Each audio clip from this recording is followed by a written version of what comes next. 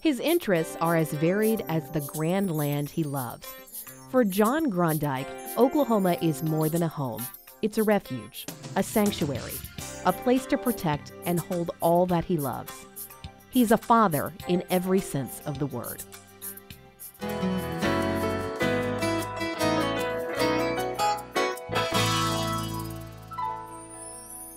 Guyman's Pauline Jackson and Beaver's Harold Groendyke only had one son. But what John lacked in siblings, he made up for in passion. I have pictures of him with his big wheeled bicycle with no shirt on and looking all wiry and like he's into a little bit of trouble. And I think he has always liked tinkering with mechanical things as well as collecting things. One of John's most prized collections is his friends, some of whom he met while attending OSU.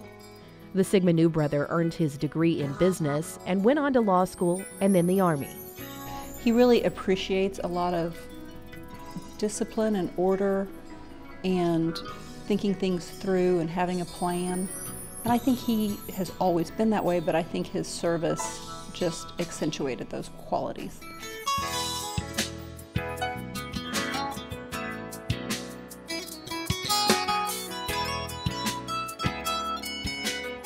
To know John Groendyke is to know the history of his family and his business. John's father, Harold, grew up in a sod house in the Panhandle. Although he was a school teacher, he also owned a gas station in town, a place where he liked to tinker and help people. And he ended up building essentially a tank that was strapped onto a flatbed truck. And then he ended up hauling fuel for other people. And that's kind of how that all started. Groendyke relocated his family and business to Enid in 1935.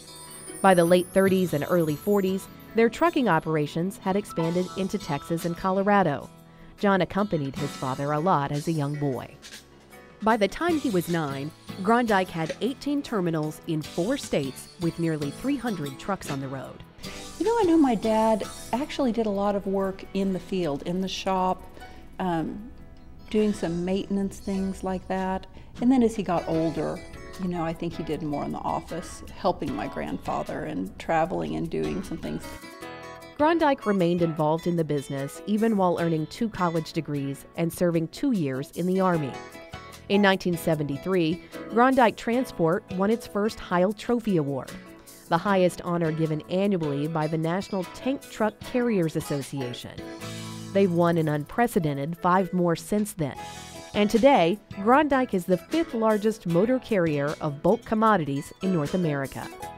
I was a little intimidated by him at first just because when you see someone's name on trucks going down the highway for years and years, you're really not sure what to expect. And what I was pleasantly surprised was how warm he is, how engaging he is. Obviously very accomplished, very confident in all that he's accomplished, but very warm, very genuine.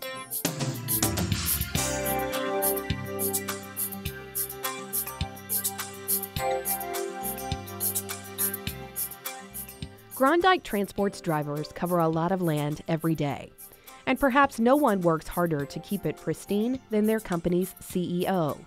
He was appointed to the Oklahoma Wildlife Commission in 1976 and confirmed for a record 6th term in 2012. 1 year later, Groendyke received the ultimate recognition for his service to the state with his induction into the Oklahoma Hall of Fame.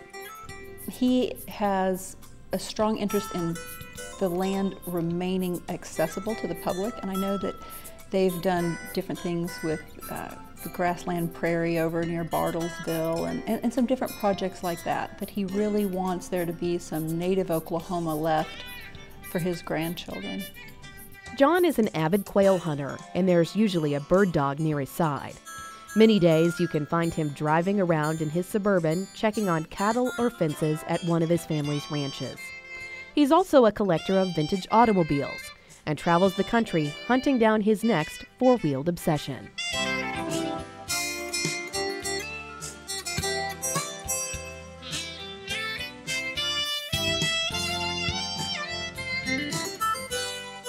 Not only is John a caretaker of the land, but also the Groendyke family.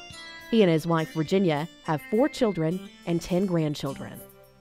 He is such a loving father and is very patient and kind, and has taught me that relationship is the most important. It is not being right or fixing something or getting your way right in that moment. It's to step back and value the relationship first. Groendyke continues to share a special relationship with his alma mater and the people he met here. His gifts of time and wealth have aided the OSU Foundation and the school's Department of Natural Resource Ecology and Management, where he has endowed a chair.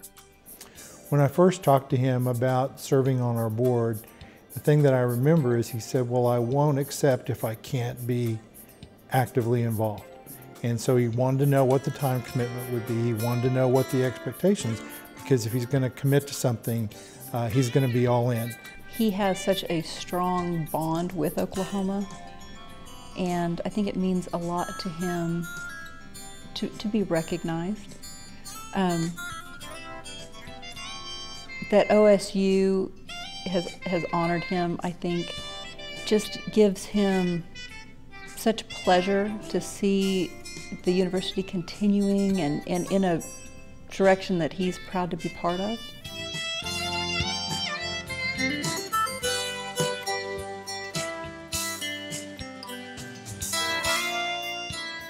I think the thing that current students would be able to take from John is that you can be humble and confident and still incredibly successful.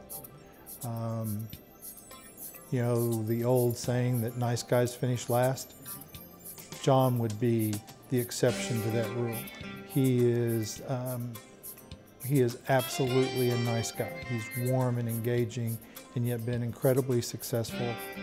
He's so passionate about farming and ranching projects or building projects, or he loves the problem solving of business, and he wakes up excited every day. It's not a burden to him, it's a passion.